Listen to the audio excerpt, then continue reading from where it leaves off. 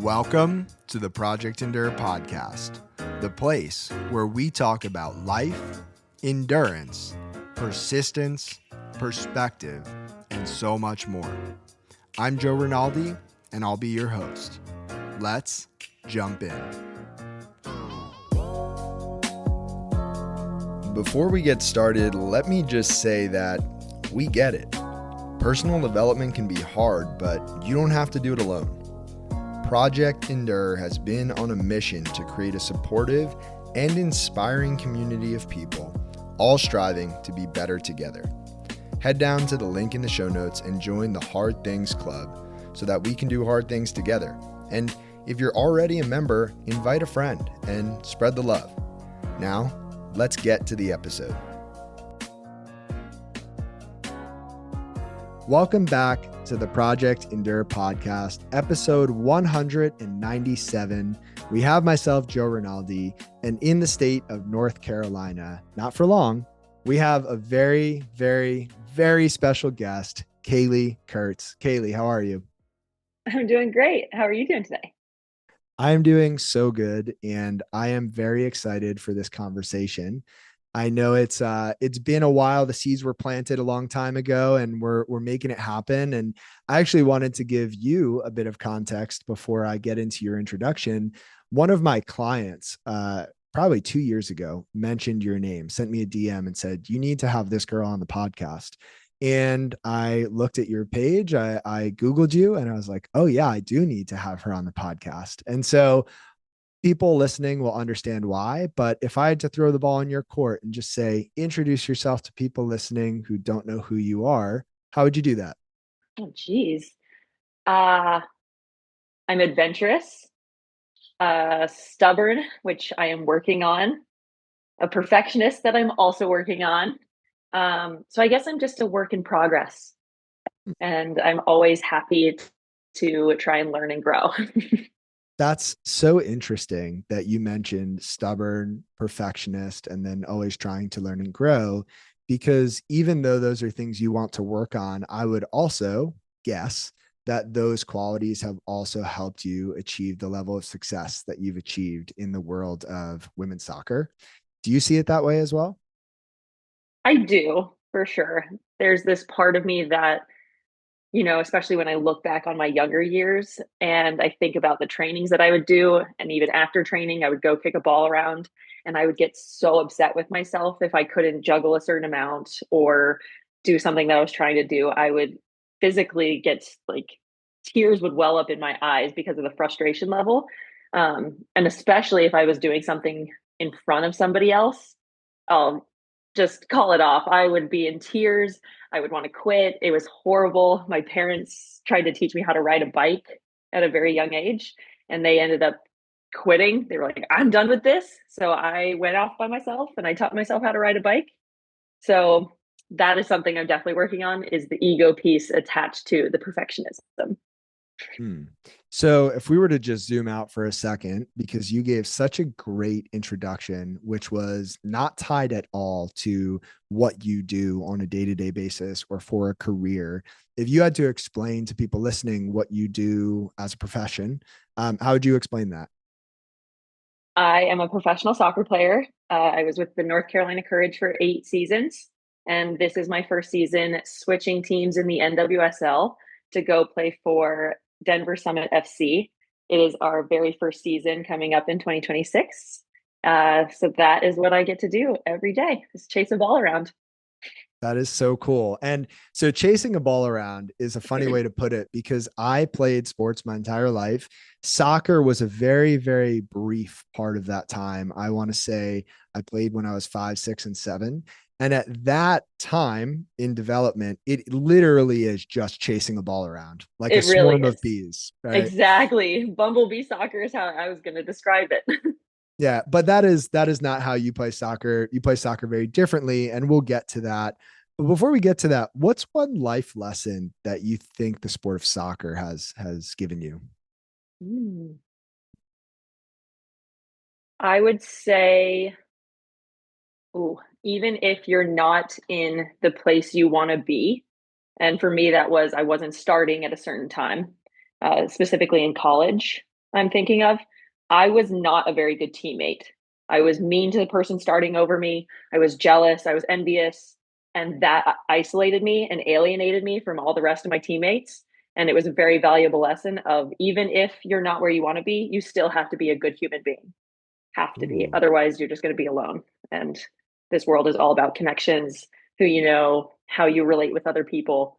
And it just tore me apart when I was not being authentically myself, which is, I think, it inherently nice and a kind person, but that's not who I was being. And oh, it just felt so wrong and turmoily inside.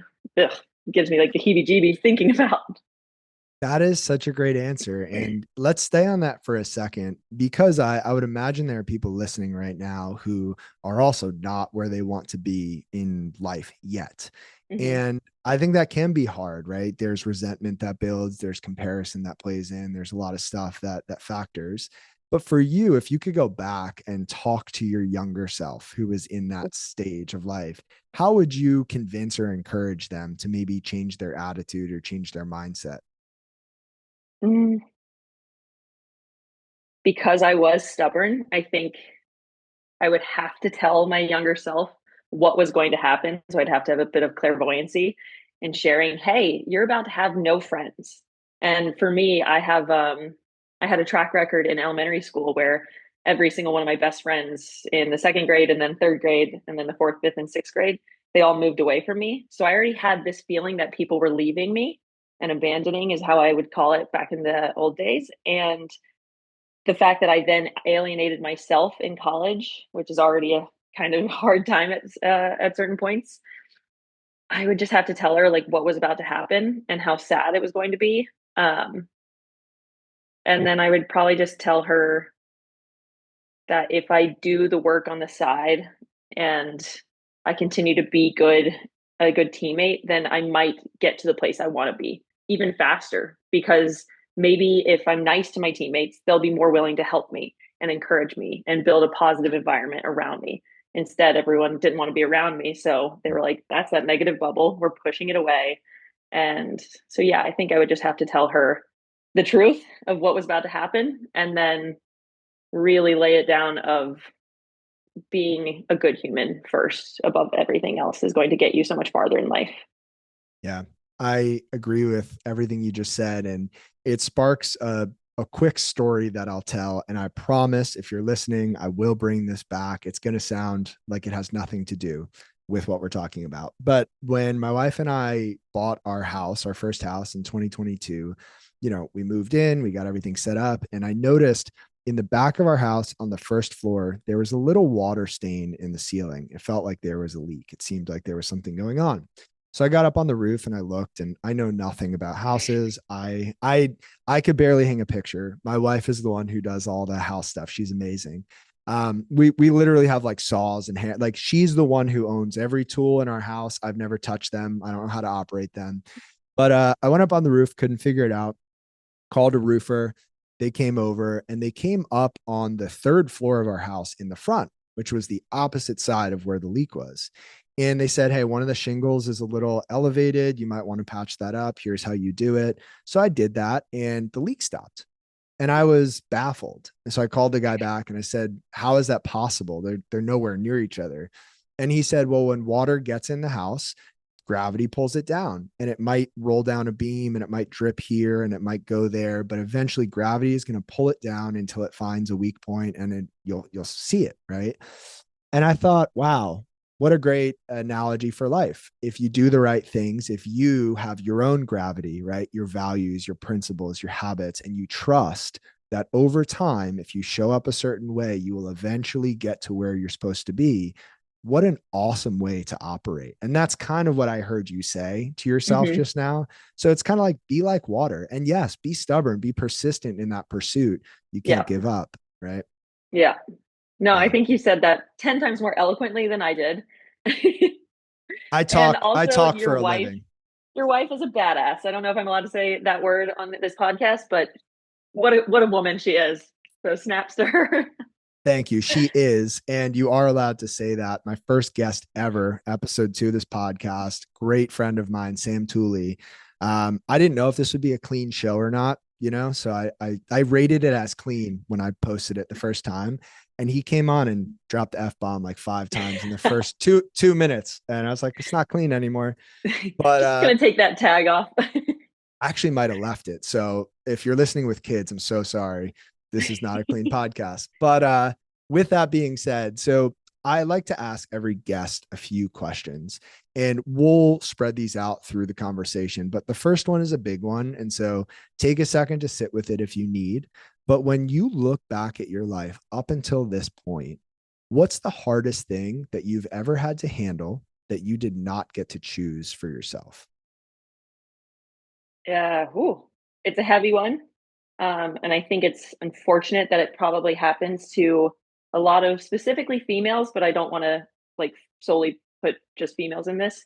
But I dealt with a pretty nasty eating disorder a couple of years ago, and I sought professionals in the medical department to see a therapist, and then I went to see people about like body image issues and shaming and all that. And then finally, I found this one nutritionist, and he completely changed everything. And I would say that was definitely the hardest thing that I've had to go through, though.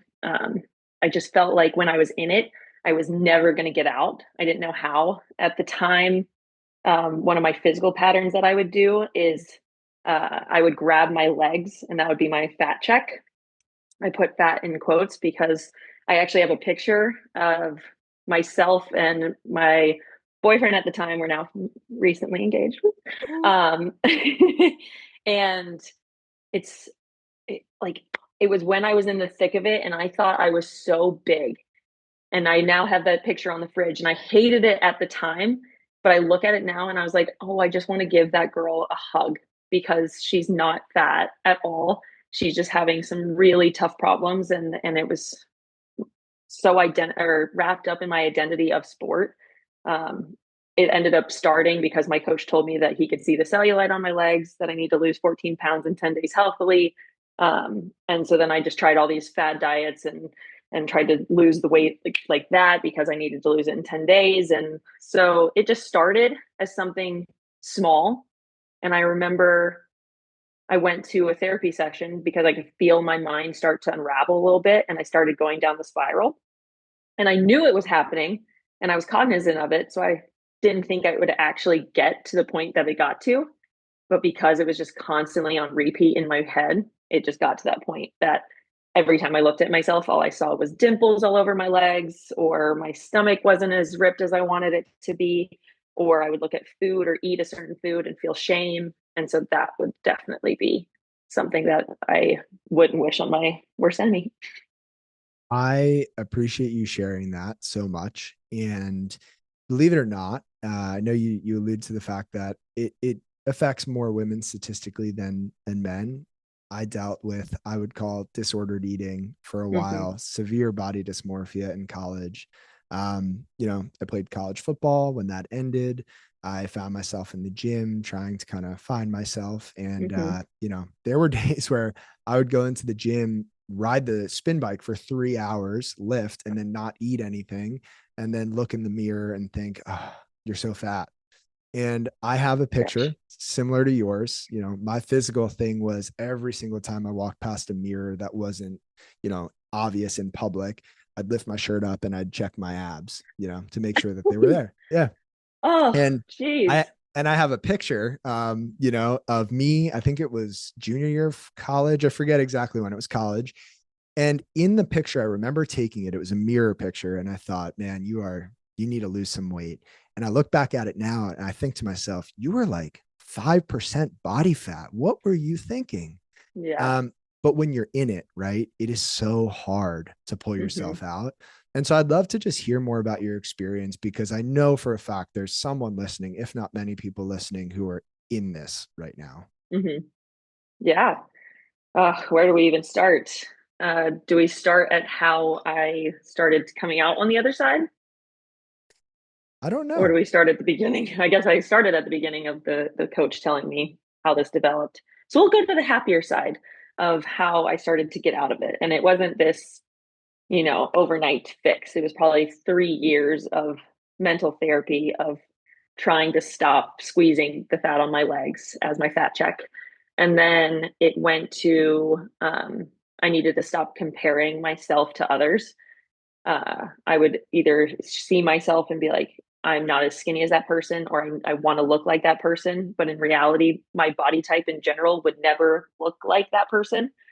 Or it was, I started when I shifted that, then my next pattern was I would see like even my teammates or friends that are outside of soccer, and I would start noticing their cellulite or their fat. And I was just like, that was the only thing on repeat in my head. It was awful.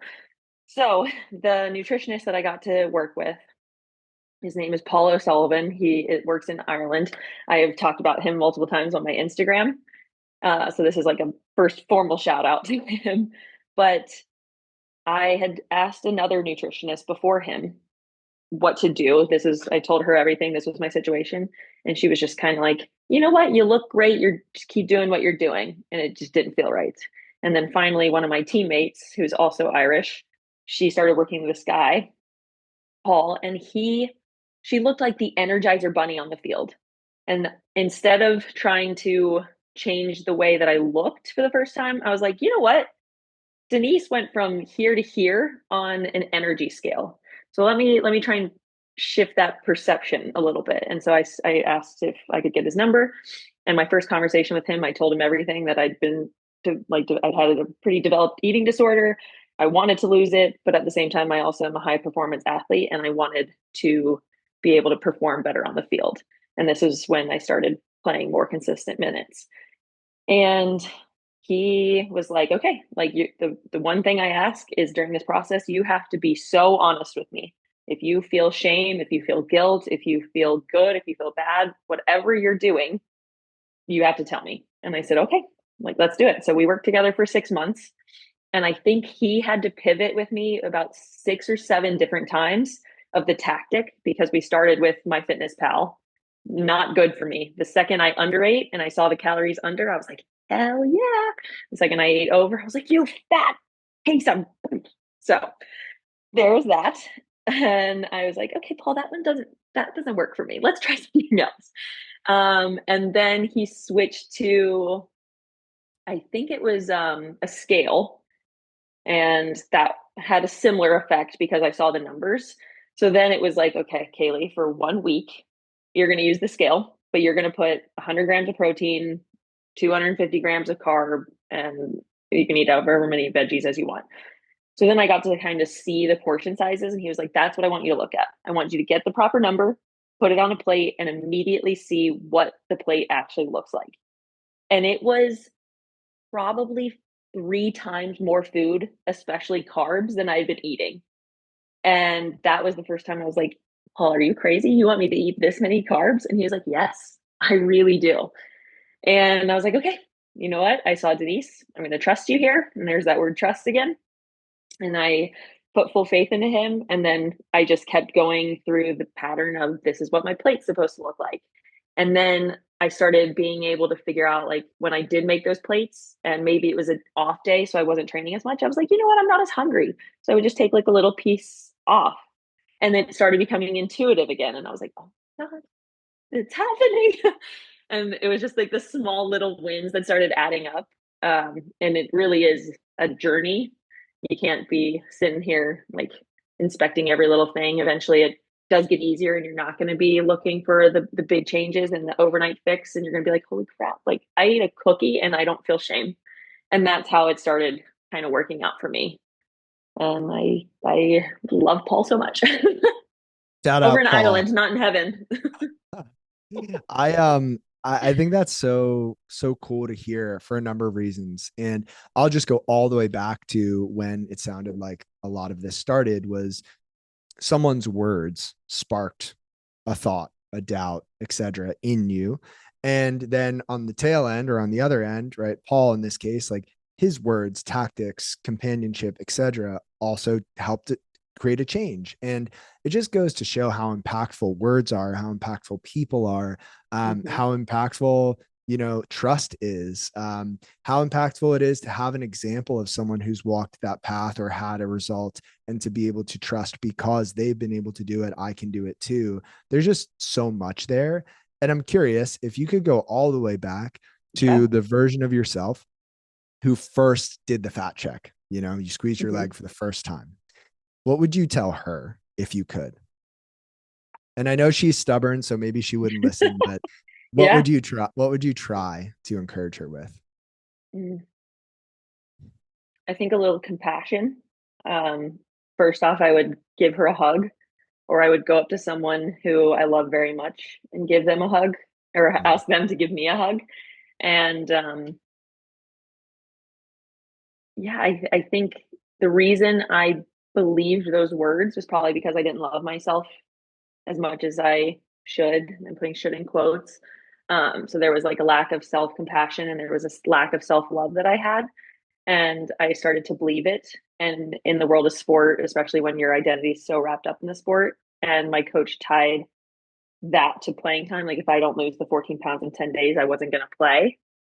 Um, I think I would tell her, I would really start to dig into the identity piece through soccer and be like, you have done so much with your career, and no, it's not where you want to be. And this word should and all these, you know, what are they, like linking verbs? All the linking verbs. I'm trying to pull out my third grade knowledge here. Geez. So I think if I use those in that language, it's just going to put me into this negative space. So sitting there and being like, I have had an amazing career. I went to college to play, and that's what I wanted to do when I first started out in this journey of playing soccer when I was a little girl, and just starting to unravel that identity piece. And I think you can probably attest to that and how hard it is when you retire and trying to figure out what do I do next when I've done this thing that I've loved for X amount of years. What's next? yeah. And I don't know about you. I guess there are two separate thoughts. So I'll go with this one first because I think it ties directly into what you said earlier about self compassion and that side of things. For me, the disordered eating and all of the struggles in that area slowly started to fade away as I got deeper and deeper into my relationship with my wife, when we were dating. And I realized that she made me feel loved and she made me feel like enough. And I just, for whatever reason, couldn't do that for myself in that season. And it was her love and her affirmation of I'm enough. Even though she never directly said that, I just Mm-hmm. felt it. And it was that started to pull me out of it. And I think that feeling of how do I know that I'm enough, even if I'm not where I want to be yet, or Mm-hmm. even if the results aren't there yet, or even if whatever isn't true, I'm enough. That's definitely been a big piece of my journey. And it sounds like part of your journey as well. For sure. I just recently had my last therapy session with my North Carolina therapist, and we had 72 sessions together. And we, on our last session, we went through what kind of was the track record of everything. And the whole time I was crying as she's kind of like saying some of these things. And I'm not a big crier in general. And she's like, that is okay. Like, you're showing your younger self, your that little girl inside you that was hurting so badly, that self love and compassion. And that was Mm, one of the things that we constantly were working on. She was like, it's okay. You can love yourself. You can hug yourself. And when you talk about your wife and how your relationship bloomed so much within yourself, but from someone else, it's that like sense of security for the first time. And yeah. it's, I mean, like we talk about, and this is the power of language, like insecure. You are insecure with yourself. But when you're secure in the relationship, when you have someone that's showing you that love and compassion, then you feel that for the first time, maybe. And then you get to feel it for yourself. And so you're like, oh, like this is what someone else does for me. Maybe I can do it for myself. And it's like that's that beauty of relationships and language is it's so powerful and it's all so connected. That is so well said. And just to bring this back to right when you were in college and you weren't playing yet, you weren't starting, and you felt like it was really hard to maybe just be a great teammate in that season. One of the thoughts that I'm having in this moment is that, we're all struggling with our own things. And I think if I were in your shoes, one of the things that could have changed my mind is, okay, yes, this person might be starting over me. Yes, I'm not where I want to be yet, but like we are all human and like we all need that love and support. And, being a good teammate is something that I should feel compelled, or I want to feel compelled to do, because I want to love other human beings around me because I need that in return as well. And that's a shared part of the human experience. Like we're all living this very hard life together, even though we're very different on the surface. For sure. Yeah. All those lessons we learned in first grade of, treat others the way you want to be treated. It's like so Yeah. profound. And we're sitting here like, oh, great. The golden rule that I learned however many years ago now. Yep. Comes full circle. It comes full circle. And so from there, so that was a conversation that we sparked from the hardest thing you've ever had to handle. On the flip side, you've done a lot of hard things, of course, to get to where you are. But when you look back at your life to this point, what's the hardest thing that you've done on purpose? And why did you do that thing? All I can think of is physical things at the moment. That Uh, counts. okay. And me, my dad, and one of my dad's good friends, we were we had this whole plan. It's called the Glenther Challenge. It's no longer like full event. It used to be an event, but someone ended up getting lost. It's in South Carolina, and it's a 36-mile hike um, around the Foothills Trail. And I did it a couple of years ago. And you do it in one day. And so you wake up at 4 a.m. You get your bag packed the day before, and you drive to the trailhead. You have family members drop the car off to the place where you finish. And so we started at 4 a.m. and we're just walking. And I got to about, I don't know, probably like mile 20. And it's funny, it sounds really bad. My boyfriend at the time, now fiance, was supposed to do it with me. And I remember being so mad at him because he didn't come on this challenge with me. And around mile 20, I was like, oh my God, this guy, like, if he can't even do this, then like he can't do life with me. And I had all these crazy thoughts at mile 20. And then, you keep going, you keep putting one foot in front of the other. And I got maybe 10 more miles down. And I was like, you know what? I'm trying to enforce what I wanted him to do. Hmm. And I'm getting so worked up about it. And I'm trying to see him in this negative light because he didn't do what I wanted to do. Hmm. But he's a human being with his own thoughts and feelings. Maybe he didn't want to do it, and that's okay too. But and it's like that little lesson I feel like goes in so many directions. If you're, with your wife and she tells you to do the dishes, let's just say we Hmm. can put it on my relationship too instead of putting it on yours. So let's say I tell my fiance to do the dishes and he doesn't do it right now, but that's when I wanted it done. As long as I can trust that he's going to get it done at some point on his timeline and I don't have to do it, then I should be okay. I should breathe. It's okay. Just because I'm trying to impose my beliefs doesn't mean that that's how that has to work. So that's something I've been learning lately. And but yeah, the Glenther challenge, I went a little divergent there.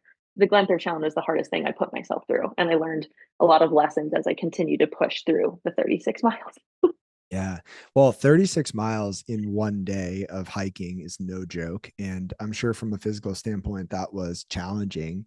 But I love where you took it. I love the example because I think there's so much there. And Mm-hmm. to me, what I heard is control. Mm-hmm. I am, we are the same. It feels right. Like, yeah, Yeah. I want things done my way. I want things done on my timeline. Even for me, right? The challenges with eating and body image, that in a lot of ways was linked to control. I wanted Mm-hmm. control over something. And that was part of it. But we live in this world where really we can't control most of it. Like the only thing, at least this is what I phrase it as, the only things that we can control are our attitude and our effort. And really, those both fall under the umbrella of our choices. We control the choices that we make and the actions that we take. And from there, everything else is ultimately not ours to control. And that surrender is so, so hard. I'd be curious to hear how you navigate that or you are navigating that. navigating. It's Yeah. always and yet I find it funny because I would assert that I love my dog so much. And anyone that knows me and knows my Instagram or just in general, like I've always been the dog lover. And then I was sitting here and I'm like, I'm upset that he's not doing a trick that I want him to do. And while I think there is that dynamic of like pet to human relationship where, it's supposed to be a little bit more subordinate, Yep. it's still like he's his own being. He has his own thoughts. He's an Akita. He is so stubborn. And I'm trying to impose my thoughts and my beliefs, and I want him to sit and do this trick. And he's like, you know what? No. And he just will walk away from me sometimes. And I'm like, breathe, breathe. It's okay. So, in terms of working through that, I do think it's just this conscious effort of always trying to be like whenever some kind of feeling arises now. And it's really hard because at first it was I guess, in a reaction where, if something didn't go my way or out of my control, there'd be an immediate reaction. And it would typically Mm. be pretty volatile, where it was like anger or frustration, and that would be a spark.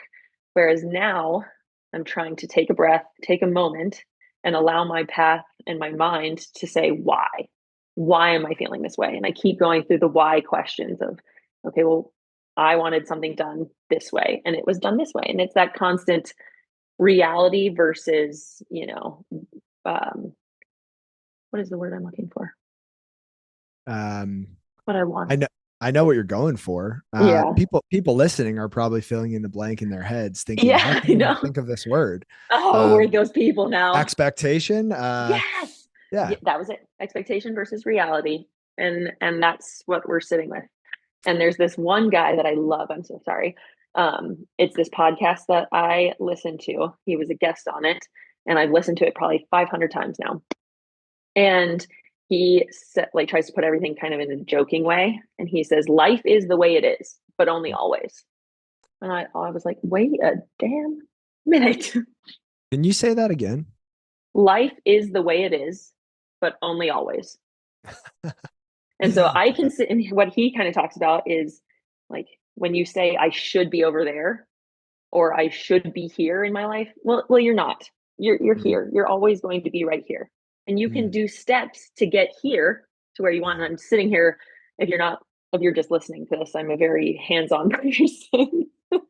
So I'm sitting here doing all these hand motions, but you are wanting to be here. And then that's the problem is though, once we finally get there, there's another goal that we've created in our mind. So it's like that constant like pull instead of like saying, oh my goodness, I finally got to where I wanted to be. Well, now there's a new place I want to be. And yeah. and so it's never getting to celebrate that little win of I finally got to the place that I wanted to be. But now there's that new one. Mm. I've told this anecdote before on the podcast, but it's worth retelling. And so it's not my story. I was listening to a conversation, and this guy, he's an adventurer. He, goes to other countries and climbs mountains. And he went to this one country. He hired a local guide. They got up at 2 a.m. They hiked for 4 or 5 hours, got to the top of this mountain, and they're standing on the peak watching the sun rise over the horizon. And it's just beautiful. And as the sun rises, it starts to illuminate everything out in the distance. And the guy is noticing, oh, there are other mountain peaks out there. So he starts talking to the guide and he says, what's that mountain? What's that mountain? That one out there that's really tall. He goes, do you take people to that mountain? Can I sign up with you to go climb that mountain? And the guide calmly put his hand on this guy's shoulder and he said, why don't you just enjoy this one first? And I feel like I'm like, yeah, I'm that guy, I'm like, I'll be happy when, and then I get to when, or I get to there. And then I'm like, oh, but the next thing or the next thing. And it's really, really hard to be where your feet are. So hard to be where your feet are. The present moment is what I would kind of assert everyone's trying to get to, which is genuine mental peace. Peace and freedom of being where you are in the present, in the moment. And oh, because they're always trying to chase that next thing. We're always trying to do something else. We want to be something else. And oh my God, I think we just unpacked the whole podcast. Yeah. I mean, it's crazy. And, just to take it one step further, I think that I would argue for me at least that everything I really want is under my feet, and it'll become very clear to me. And I know this, and still it's hard to act on it. But I know that someday when I'm 80 years old, I'm going to look back at 31-year-old Joe, and I'm going to think, man, I would give anything to go back there, to be that young, that healthy, to have those things, those experiences. And yet, in this moment, it is so hard to reel my mind back in and just feel that deep sense of gratitude right here.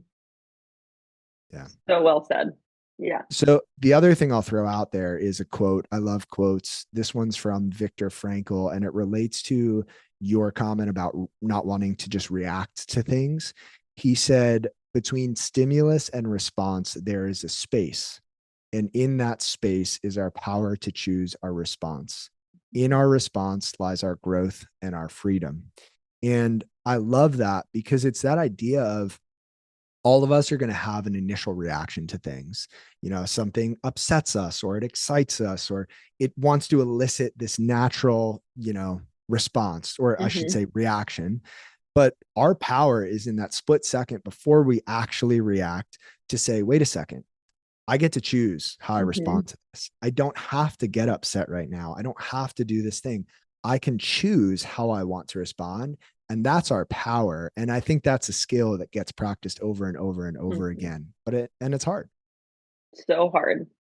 Uh, It's funny. My fiance, my boyfriend at the time, we were having one of our first fights very early in our relationship. And I was that volatile person and I'm frustrated. So I'm yelling at him. And mm, he came from the opposite side. He was like, Kaleigh, why are you yelling right now? Like, there is no need to yell. We are 2 feet away from each other. I know that you're upset, but hey, like, take a breath. Don't yell. Now try and get out what you want. And I just remember, and this is where like the ego inside of me was like, but I want to yell. Like, I need to get this out.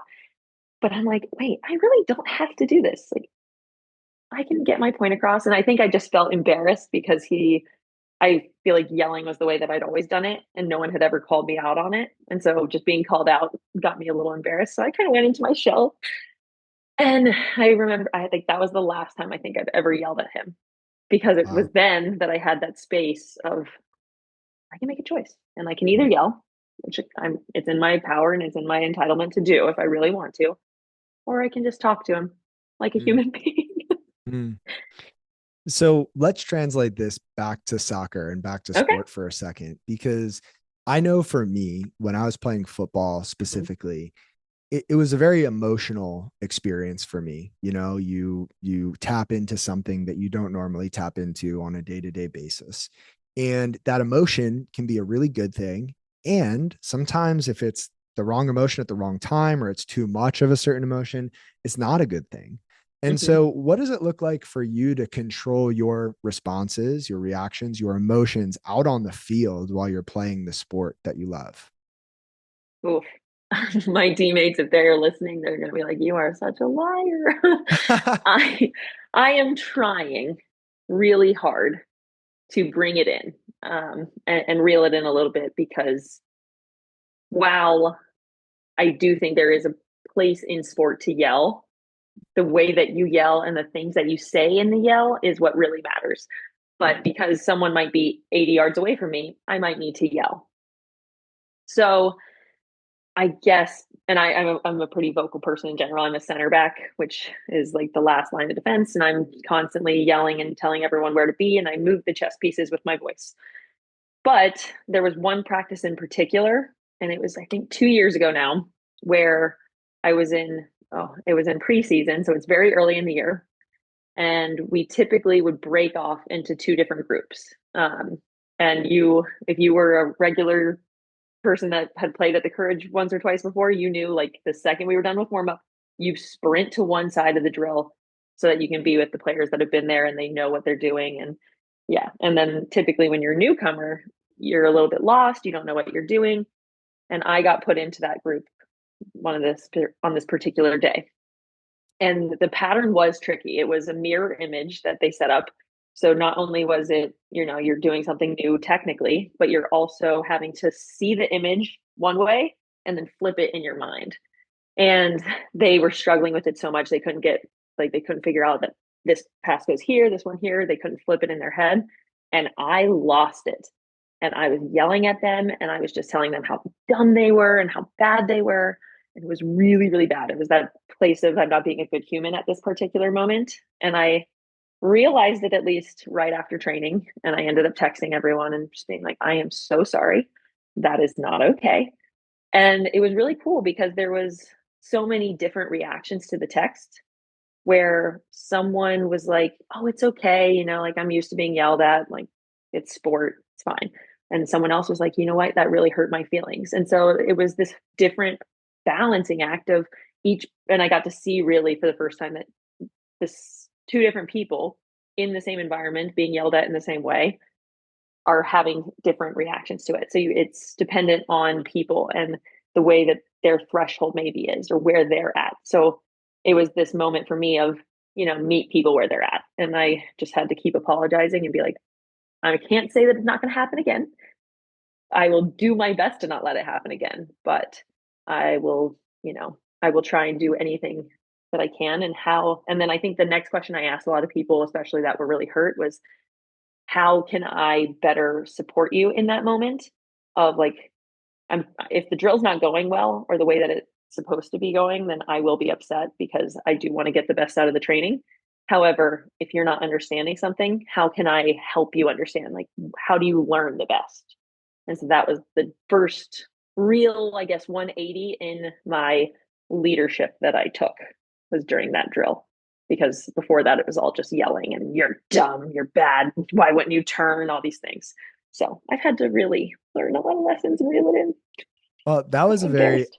that was a very honest response, and I appreciate that. And it makes me think of this image that I use a lot when I think of how I show up. And Mm-hmm. it's this switchboard with a lot of different dials. And one dial is let's just say my compassion, one dial is my focus, one dial is my discipline, whatever. um I get to choose where to turn them up, where to turn them down. And then there's an intensity knob where when I have the right mix of things, I can turn that intensity as high as I want or as low as I want. And what's interesting is, again, like just like the things we talked about, the stubbornness, the perfectionism, those are qualities that got you to where you Mm-hmm. are. It's not always good in every area of life, every situation, to have those dials turned up all the way. And just Mm-hmm. like you said, that intensity that you displayed, that emotion, that's not a bad thing. But Yeah. maybe in that moment, the dial was too far up for where you needed it to be, which is Yeah. interesting. Very much so. And Yeah. especially because it related to other people and new people, because that was maybe week two into Mm. the preseason. So it's just like, sometimes you have to meet people where they are. Yeah. And That's, I was here and they were here. And that was both on maybe like the understanding of the drill because I've been at the Courage for 6 years or 7 years at that point. No, 5 years at that point, and they'd been here for 2 weeks. And then the other part is my intensity was here and theirs was here. Like they're just trying to figure, like, one of the things that I've been trying to say a lot is, everyone is out here just doing the best they can. Truly, like, everyone is giving their 100%. They're trying their best, especially in, the sport world where they're maybe trying to get a contract. They are truly trying the very best that they can. And I just have a different perspective because I'd been there for 5 years. And that was, I needed to be knocked down a couple times and I needed to hear that I'd hurt people's feelings and that I can lead in a different way, that I can still keep the standard high, but I can do it in a way that doesn't hurt people. yeah. So, Yeah. It's a great lesson. And to stay on the theme of soccer, I always ask every guest this next question, but I'm going to preface it with something different for you. So the question first is, what does the word endurance mean to you? Now, I'll preface this by saying, we chatted a bit before we started recording, and you've set two National Women's Soccer League records, and I'll let you share what they are, but I want to hear about how you have channeled such endurance and what the word endurance means to you. okay. Well, my two records are I have the most consecutive starts in the league, which I think is now around 112. And then I have the most consecutive minute streak, which I think is over 10,000 consecutive minutes, which I've played every minute of every game for the last 4.5 years. So those are my two records. And let's see, what does endurance mean to me? I feel like there's a couple ways I can go about it because Yeah. when I starting consistently, that was back in 2021. And that was when I was in the thick of my eating disorder. And so there's that mental endurance of I'm in this really hard place. And there were multiple times where I wanted to actually quit soccer because I wasn't enjoying it anymore. I didn't find the love and the passion for it because I was having so much other mental stimulus that was weighing me down. And um, then the other side is, physical endurance, where can your body truly sustain what it needs to do? And I would not say that I am a very good endurance athlete in general. Like, I do not have my sights set on running a marathon at this current moment in time. I don't know if you sign me up for one, if I could finish it. I'm sure I could walk it, but I couldn't continue a run through 26.2 miles. I don't think. Maybe I could stubbornly push through, but I will be hurting really, really badly. But yeah, so I think for me, it's mainly mental endurance of sticking with soccer and refinding that love and passion for the game when it died a bit, and working through the eating disorder, working through not wanting to get up in the off season. And I have my Peloton right over here. And I did a workout right before this podcast and I didn't really want to, but I did it. So it's like these little pushes that are, maybe you don't want to do it, but you're setting your future self up for success. So that would be endurance. Yeah. So I forget if it was last episode or 2 episodes ago, I had shared a new learning for me, which was that the root word for the word passion, the Latin root is passio, and it doesn't mean what you love the most or what's enjoyable or whatever. The Latin root of the word passion, passio, means to suffer. And Oh, right, what are you willing to suffer for, right? What is the thing that you care so much about, or the things or the people that you are willing to go through hardship, that you are willing to endure suffering for? And I think in order to do anything consecutively for 4 years, you need to have passion for that thing. You need to be willing to say, I'm a little banged up today. I'm a little achy. I could just not play and get a rest day, but like, no, I care about this team. I care about this sport. I want to be there. And mm-hmm. you don't know this about me, but I have a run streak where I run at least a mile a day, and I'm coming up on 4 years. And Ew. yeah, that is something that I feel really good about, because I can think back to the days where I had a fever. I was banged up. It was cold. I didn't want to get out of bed. But you build this self belief and this self confidence by continuing to show up. And one of my favorite quotes is from James Watkins, and he says, "A river cuts through rock not because of its power, but because of its persistence." And that's all those things are what I hear when I think of you playing all those consecutive games and all those consecutive minutes. Why? Why haven't you? I'm sure there have been days where it would have been very reasonable for you to come out a bit early or not start the game because you were banged up. Why did you continue through all of that? Well, first off, I have to say thank you to my coaches for not doing that because it's ultimately in their power. Um, but for me, and the coaches would attest to this as well, even if I'm banged up at training, I do not want to sit out of training. I will let you know if I'm bad enough that I actually need to sit out. However, each day we have to report what our readiness is.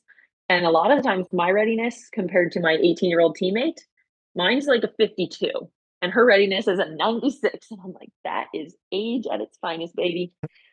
But the true why is probably because I do love the suffer a little bit. Like when it's that after effect mainly when I'm in it, when I'm in it now, and even when I was in a really hard time, whenever I get inside those white lines, the rest of the world goes blank. And I love it. I love that it is something that allows me to be so present because there's always the next play.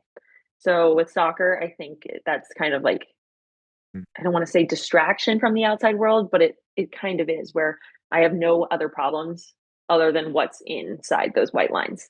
And that could be for 2 hours, it could be for however long I want it to be. But whenever I'm doing something that requires that kind of focus, I get to just go into a flow state. And it's so nice. So I think Uh, it's because I love the mini suffer.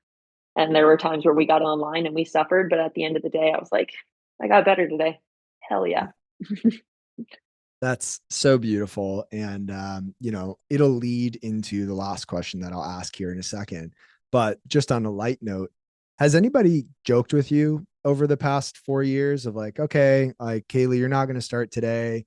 Like, kind of like planted that seed of a joke of like, okay, you're not playing today. It wasn't a joke. It was, I think, 5 games at the end of this season. We had 5 games left, or maybe 3 games left. And all week I wasn't in the starting lineup.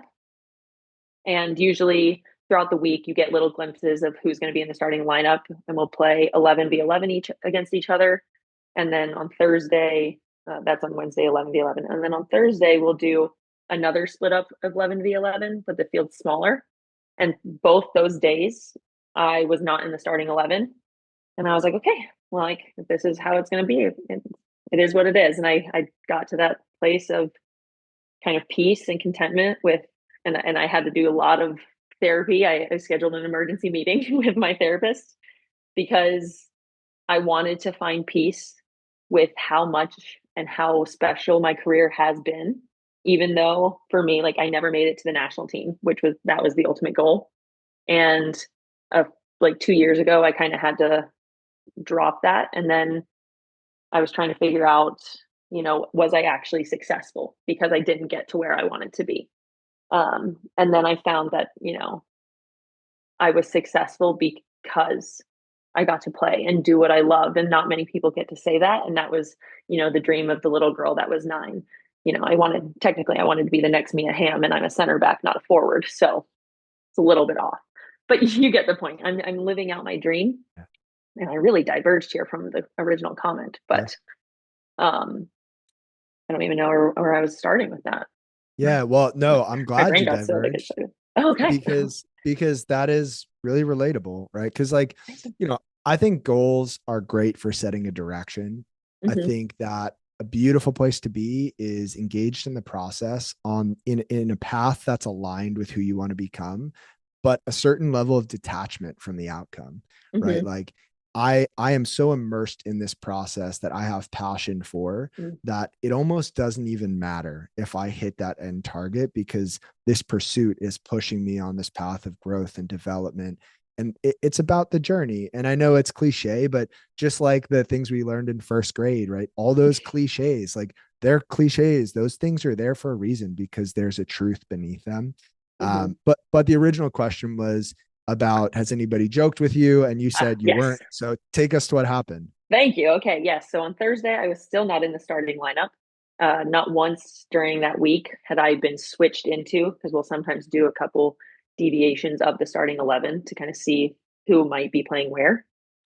And I wasn't in it. So then Friday morning before training, our coaches will typically put the starting 11 on the board and we'll go through our set pieces. And I was in the starting 11 and I was shocked. No one, not one of the coaches, like, came up to me during the week and said anything to me. I was never in the starting 11, which is pretty unheard of to get put into it if you're not in it once in the week. And after I got put in it, one of the coaches finally came up to me and was like, "Hey, I wasn't going to start you this week." And I said, "Yeah, I kind of figured, since, I had been playing with the starters." And he was like, "Well, it was because you kind of stuck to the plan. You played really well. You directed your teammates. You didn't throw a fit. And, like, we loved your reaction."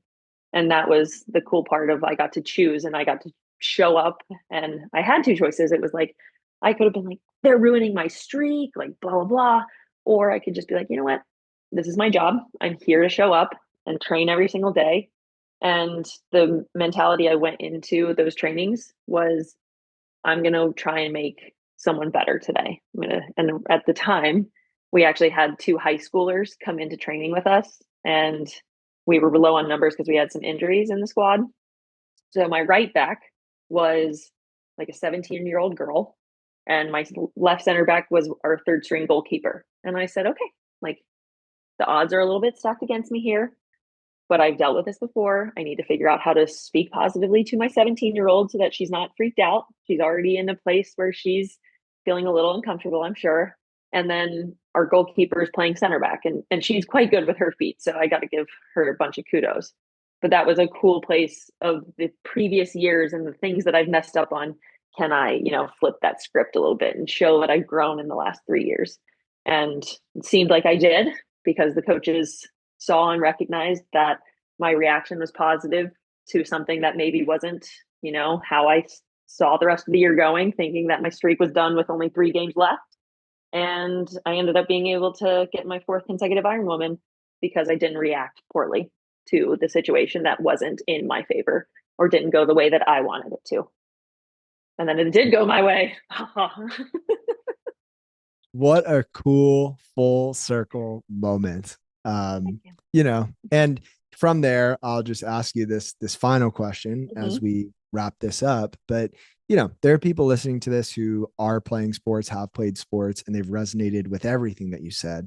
There are people who haven't and maybe resonated with some of what you said. But like I mentioned earlier, we're all human beings. We're all living this life. It's hard for all of us in different ways. And there are people listening to this all over the world who are going through a hard season, a tough chapter. And if you got to speak directly to that person on the other end who's just feeling a bit stuck, a bit lost, a bit down, they just don't know what to do or where to go, what would you say to that person? Mm. First off, I would say I love you, and that a lot of us have been there, and we've gone through some hardships, and not everyone has been able to make it out on the other side. So the fact that you're still pushing through is amazing, and keep going. And if you need help, reach out. There are a ton of people on all these platforms and amazing podcasts that are willing and wanting to help people. So you have resources and you have love, at least from me and Joe. So that would be the first thing I would say. And then the other thing I would say is, um, ooh, try and take bias towards action. And I say that, and that was one of my New Year's resolutions a few years ago where I felt a bit stuck and I didn't really have motivation. And I feel like people in, there's a whole space of just motivational speaking. But, unless because you're here, the only way to get to somewhere else that you maybe want to be is taking action on something. So set an alarm for just 5 minutes and do the thing that you want to try and do, or even if it's going for a walk outside, 5 minutes. That's all you have to do. And it seems way more manageable to do 5 minutes. And then typically once you're in it, you'll be like, okay, and you'll find this flow state in whatever you're doing, whether it's, cleaning your house or going for a walk or starting your fitness journey and maybe wanting to go to the gym. 5 minutes. And then, you know what, if you don't want to do it after 5 minutes, then you say, hey, you know what, I did it. But then maybe you try it again tomorrow. And whenever you have that inkling or that thought of, I should be stretching, stretch 5 minutes, set a timer, and give it a go, and just see where that bias towards action takes you. Yeah, those are both great points. And one of my favorite phrases is that action precedes inspiration. And, you hit the nail on the head. And if there are people listening to our conversation and they're sad that it's coming to an end and they think, man, I would love to see more of Kaleigh or follow with her journey or watch her play, where's the best place for people to stay up to date with what you're up to and where you're going? Ooh, well, I don't know about up to date because, as you know, since you were in my DMs in the hidden side for like a year before I finally reached back out, um, I have an Instagram. I'm just not the greatest on it. Sometimes I go through bursts, but you can find me on Instagram at Kaleigh Kurtz, Kaleigh, weird way to spell it, and then Kurtz. And then I think my TikTok handle is the exact same. You can also watch NWSL games and you can see my fiery passion.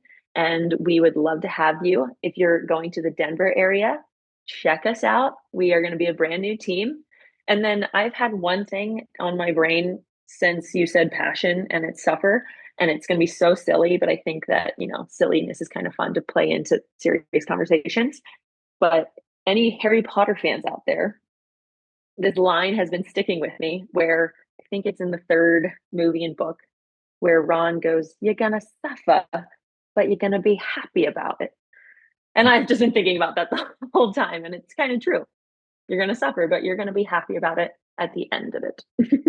Oh, that is so good. And nobody's ever referenced Harry Potter. I'm almost 200 episodes in.